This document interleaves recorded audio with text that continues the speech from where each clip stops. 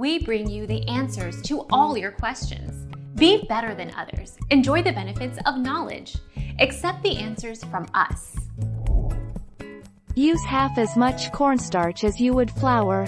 For example, if the recipe calls for 2 tablespoons of flour, use 1 tablespoon of cornstarch. If the recipe calls for 1/4 cup of flour, use 1/8 cup of cornstarch. The same is true for other starches, such as arrowroot starch, potato starch, and tapioca. Our mission is to provide accurate answers. We think without knowledge, it is impossible to live a balanced life. Be competent, be skillful. Thank you for watching. Don't forget to subscribe and hit the bell notification.